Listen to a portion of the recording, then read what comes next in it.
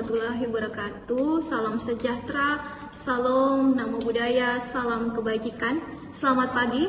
Perkenalkan, nama saya Andriani Afrianti Doalehan. Saya merupakan dosen pada program studi pendidikan guru sekolah dasar, Fakultas Keguruan dan Ilmu Pendidikan Universitas Nusa Cendana. Video ini saya buat sebagai salah satu syarat PDD UKTP bidang pengajaran Serdos tahap 1 tahun 2024. Saat ini saya akan menjelaskan tentang mata kuliah yang saya ampuh, yaitu mata kuliah konsep dasar IPA SD. Mata kuliah konsep dasar IPA SD ini diajarkan dengan bobot 4 SKS.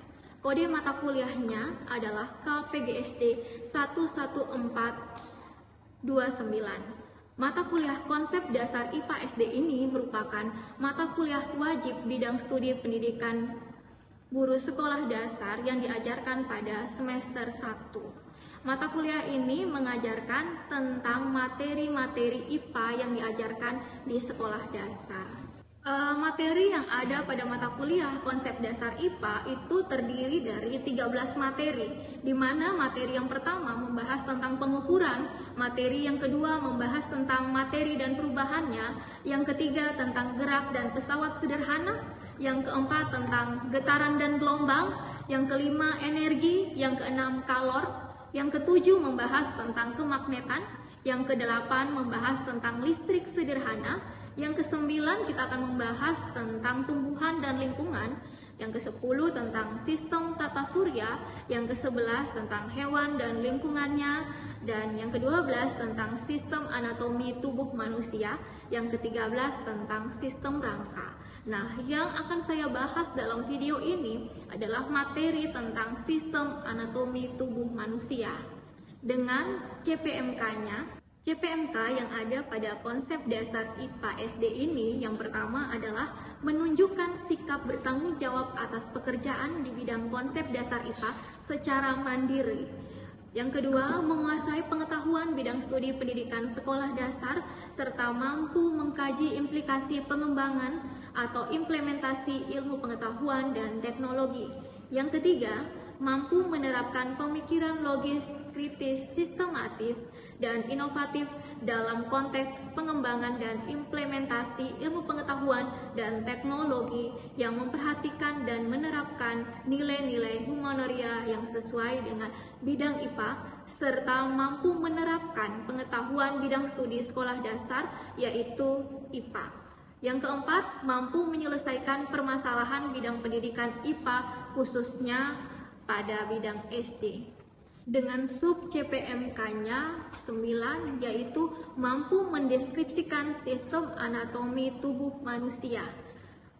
Perkuliahan ini berlangsung selama 4 kali 50 menit atau 200 menit setara dengan 3 jam. Nah, mata kuliah ini dilaksanakan secara offline dan juga jika berhalangan dilaksanakan secara online menggunakan aplikasi Edlink atau e-learning yang digunakan oleh Universitas Nusa Cendana yang mengindeks dari sistem informasi akademik dan non-akademik yang biasa disebut sebagai SIADIK-NONA, di mana di dalam SIADIK-NONA ini sudah memuat aplikasi satu pintu. Di dalamnya terdiri dari aktivitas jadwal perkuliahan, presentasi kehadiran mahasiswa, realisasi perkuliahan sampai dengan penugasan dan penilaian mata kuliah. Penilaian yang dilakukan dalam mata kuliah ini berupa penilaian partisipasi dalam kuliah, penilaian soft skill, serta pengerjaan tugas-tugas yang diberikan dan juga alat peraga yang didesain oleh mahasiswa. Dengan bobot penilaiannya untuk partisipasi adalah 25%, tugas itu 15%, UAS dan UTS sebesar 30%. Selanjutnya saya akan menampilkan video perkuliahan konsep dasar IPA dengan pertemuan ke-13. Sub CPMK yang diambil adalah sub CPMK 9, yaitu mampu mendeskripsikan sistem anatomi tubuh manusia. Selamat pagi. Selamat pagi, Ibu. Baik, hari ini kita akan memulai pertemuan kita. Untuk itu kita awali dengan doa. Silakan juga memimpin kita dalam doa. Beri kita doa.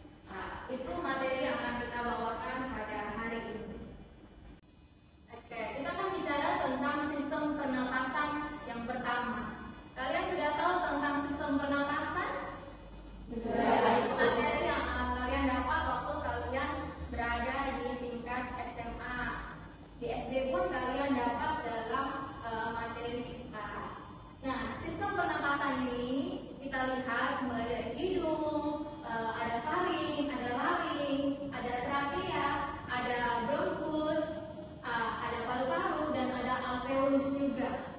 Nah, itu merupakan alat pernapasan. Biasanya kita dalam menggunakan alat pernapasan, coba kita mencoba untuk menahan napas. Coba kalian tahan napas. Nah, apa yang kalian rasakan? Susah. Apa lagi? Kalau ketika kalian lepaskan, apa yang dirasa? Lega. Nah, ya, kita bernapas menggunakan hidung. Ada yang juga bilang menggunakan mulut, tetapi bukan menggunakan mulut, tapi namanya faring. Itu sebagai bagian dari alat pernapasan. Oke, dalam sistem pernapasan itu ada namanya kita namakan sebagai mekanisme dari respirasi yang terdiri dari dua hal, yaitu inspirasi dan ekspirasi. Inspirasi itu bukan berarti maksudnya kita menghasilkan suatu inspirasi ya untuk berbuat sesuatu, tapi inspirasi di sini yang dimaksud adalah bagaimana udara itu masuk ke dalam paru-paru. Nah, yang kedua, ekspirasi, yaitu bagaimana kita mengeluarkan udara dari paru-paru, seperti yang kalian lakukan tadi ketika kalian menahan napas. Nah, saat kalian melakukan tahan napas, di situ udara masuk ke dalam paru-paru. Tetapi ketika saat kalian mengeluarkan napas atau berhenti menahan napas, di situ kan udara keluar dari dalam paru-paru. Nah, proses inspirasi dan ekspirasi ini melibatkan kontraksi relaksi antara otot-otot tulang rusuk dan otot diafragma. Oke, di depan di layar sudah menunjukkan gambar dari bagaimana inspirasi itu atau pemasukan udara itu masuk ke dalam paru-paru. Nah, kita lihat dalam gambar di sini menunjukkan bagaimana udara masuk dari dalam mulut atau hidung itu dia turun dan kontraksi otot tulang rusuk itu terasa. Nah, setelah itu kita masuk pada proses yang berikutnya, yaitu proses ekspirasi, di mana udara itu dia keluar. Kita bisa mengeluarkan udara dan bagaimana otot di dalam atau tulang-tulang kita merasa terelaksasi. Oke, saat kita menarik nafas dan melepaskan nafas kita itu biasanya kita sebut sebagai kontrol dalam pernapasan, dan biasanya terjadi antara 12 sampai dengan 15 kali itu kita melakukan kontrol pernapasan. Nah, kontrol pernapasan ini membuat kondisi tertentu frekuensi respirasi dapat meningkatkan dan atau menurunkan kondisi. Artinya bahwa kita dapat menurunkan kondisi dengan proses kita ini, dan biasanya untuk bisa menaikkan atau menurunkan respirasi ini ada pada bagian pada nafas. Ini kalian bisa lihat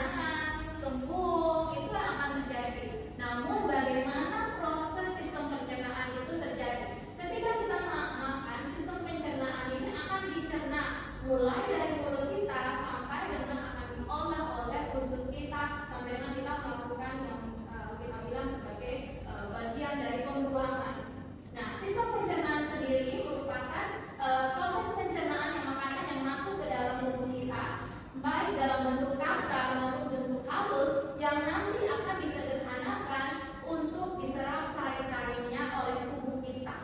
Jadi yang tadinya makanan yang masuk itu dalam bentuk kasar atau dalam bentuk halus nanti akan diolah di dalam perut kita. Bagian lambung itu akan diolah atau pertama kita masuk di dalam mulut akan diolah untuk menjadi bagian yang lebih halus, tetapi akan menjadi lebih halus lagi ketika diolah di bagian lambung kita. Nah, nanti akan membentuk sari-sari yang tentunya sari-sari ini akan membawa tenaga buat kita. Nah, organ pencernaan pada manusia kita bisa lihat terdiri dari 6, yaitu ada rongga mulut, ada kerongkongan, ada lambung, ada usus halus, ada usus besar, sampai dengan pembuangan yang paling akhir kita sebut sebagai anus. Nah, ini bentuknya. Nah, ada mulut kita. Dari mulut kita ini dia masuk pada dia diolah dengan kelenjar ludah dan nanti masuk pada tenggorokan, lalu akan diolah oleh lambung dan masuk ke usus halus dan usus besar serta yang paling akhir masuk pada bagian anus sebagai bagian pembuangan sisa-sisa makanan yang tidak bisa dicerna. Nah, sampai di sini ada yang bisa ulangi tentang sistem pencernaan? Nomor 1 itu apa? Angkat tangan. Oke, jadi kita sudah membahas tentang bagian-bagian dari sistem pencernaan. Maka mari kita ulangi, coba siapa yang tahu apa nomor-nomor yang ada pada gambar di depan? Bisa angkat tangan yang tahu? Oke, silakan yang Elvira. Nomor 1 itu mulut ibu. Oke, benar. Kita berikan kesempatan. Ada yang tahu nomor 2 itu apa? Silakan Irna. Nomor 2 itu kerongkongan. Oke, baik. Kita berikan kesempatan. Oke, sekarang siapa yang bisa sebut nomor 3 dan 4? Silakan. Itu lambung, nomor 4 terus paru. Oke, baik. Sekarang kita lihat yang bentuknya besar, tetapi ada di bagian bawah lambung. Nomor 5 dan 6, ada yang tahu? Oke, silakan. Jadi nomor 5 itu usus besar, nomor 6 anus. Oke. Dari ilmu kita yang sekarang nanti kita pelajari untuk selanjutnya kita akan membentuk menjadi 2 kelompok. Untuk kita yang pertama, kelompok yang pertama akan merancang tentang alat pernapasan dan kelompok yang kedua silakan nanti membahas tentang sistem pencernaan. Boleh?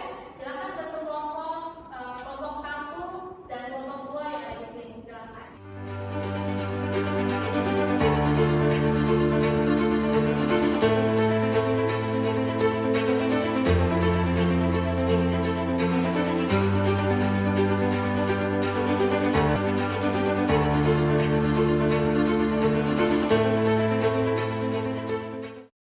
Tadi kalian sudah melakukan kerja kelompok. Kelompok 1 sudah membuat alat peraga mengenai sistem pernapasan dan kelompok 2 sudah membuat alat peraga mengenai bagian dari rongga mulut atau kita bilang sebagai bagian dari sistem pencernaan. Untuk itu nanti satu akan menjadi moderator. Saya persilakan Irna nanti menjadi moderator dan mempersilakan kelompok 1 dan kelompok 2 untuk melakukan presentasi. Pada Irna saya persilakan. Selamat siang semuanya, ibu dosen dan teman-teman. Sebelumnya perkenalkan saya Irna yang akan memandu jalannya presentasi hari ini. Kelompok 1 akan mempresentasikan hasil kerja materi sistem pernapasan manusia dan kelompok 2 menjelaskan tentang sistem pernapasan sistem pencernaan manusia. Langsung saja, begitu saya persilakan kepada kelompok 1 untuk memaparkan hasil kerjanya terkait materi sistem pernapasan manusia. Baik, di sini kita akan mencontohkan cara kerja dari alat peraga pernapasan. Ketika kita bernapas, maka udara akan dihirup melalui hidung, akan disalurkan melalui trakea, bronkus, bronkiolus. Maka saat kita bernapas, maka paru-paru akan mengembang serta diafragma. Izin bertanya, saudara. Baik, silakan yang berdiri dan memperkenalkan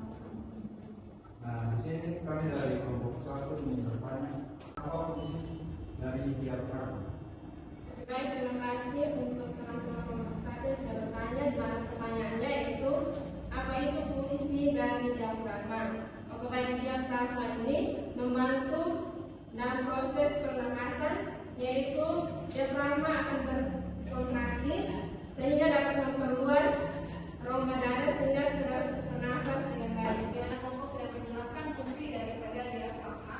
Jadi ketika diafragma itu membantu untuk memperluas atau memperlapang kita ketika bernafas, sehingga bagian dada kita itu terasa lapang. Coba kalian seperti tadi kalian bernafas itu kalian coba tarik nafas dan ketika kalian melepaskan itu kan diafragma sebenarnya ikut berkontraksi, dia ikut mengecil dan mengembang sehingga kita rasanya merasa nyaman ketika kita melepaskan udara tersebut. Mungkin itu moderator boleh saudara ini apakah misalnya mengerti jawaban dari teman-teman lain, mungkin ada yang ingin bertanya lagi? Baik, kalau tidak ada kita akan lanjut pada presentasi dalam kelompok kedua. Baik, selanjutnya kita akan menyaksikan pemaparan hasil kerja dari kelompok 2. Pada kelompok 2, tentu saja saya silakan untuk maju ke depan. Kami akan mempresentasikan tentang program model. Ada bagian-bagian rongga mulut. Yang pertama itu ada gigi. Misalnya, gigi ini berada pada bagian ujung daripada mulut. Yang kedua itu ada lidah. Lidah itu berada pada tengah pada mulut. Yang ketiga itu ada kelenjar air liur yang terdapat pada seluruh bagian mulut. Pertanyaannya, coba teman-teman jelaskan bagaimana fungsi dari kelenjar air liur. Pencernaan dalam mulut ada dua, yang pertama itu mekanik dan yang kedua itu kimiawi. Nah, kelenjar air liur ini akan berperan dalam proses pencernaan yang namanya kimiawi, di mana dia menghasilkan enzim yang namanya enzim amilase. Baik, terima kasih untuk kelompok 1 dan kelompok 2 yang tadi sudah mengerjakan hasil proyeknya, yaitu proyek tentang sistem pernapasan dan sistem pencernaan terkhusus pada rongga mulut. Saya akan melanjutkan tentang sistem pencernaan, di mana kita mulai membahas dari apa yang tadi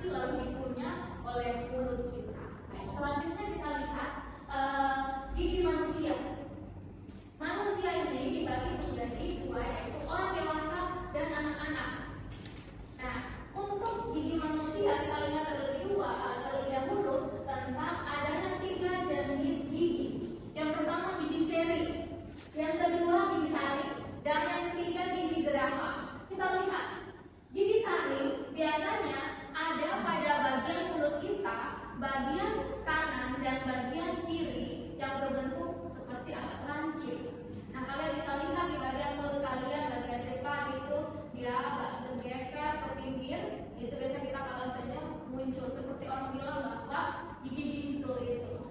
Nah, yang kedua itu kita lihat ada gigi geraham. Gigi geraham itu ada pada bagian mulut kita bagian bawah, dan dia ada pada ujung gigi itu namanya gigi geraham. Dan yang terakhir adalah gigi seri. Gigi seri kita lihat ada bagian depan kita, atas maupun bawah kita lihat, dia bentuknya sama. Itu namanya gigi seri.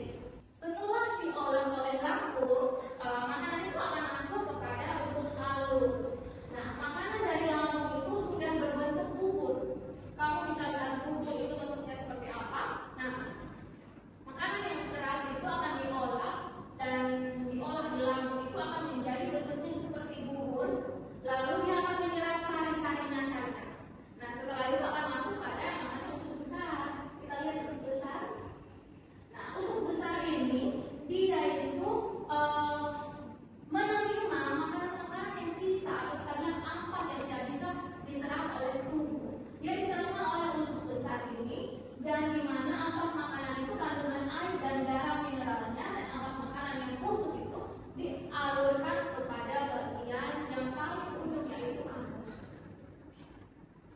Ini anus atau pembuangan kita yang paling akhir dari tubuh manusia. Nah, anus ini saluran pembuangan paling akhir yang tempatnya keluar fases kita, atau kita biasanya bahasa kasar kita adalah kotoran kita. Itu keluarnya melalui anus. Itu tadi penjelasan mengenai sistem pencernaan dan juga tadi sistem pernapasan. Sampai di sini ada pertanyaan? Ada yang mau bertanya? Tidak? Oke. Kalau tidak, tadi saya bilang adalah materi kita sampai dengan sistem peredaran darah. Nah, tugas kita untuk minggu depan adalah kita mendesain mengenai sistem peredaran darah, dan kalian masing-masing akan menjelaskan ke kelompok mengenai sistem peredaran darah. Mungkin tadi itu sekian mengenai anatomi tubuh, bagian sistem pernapasan dan sistem pencernaan. Kita tutup pertemuan kita hari ini dengan doa. Silakan satu demi doa.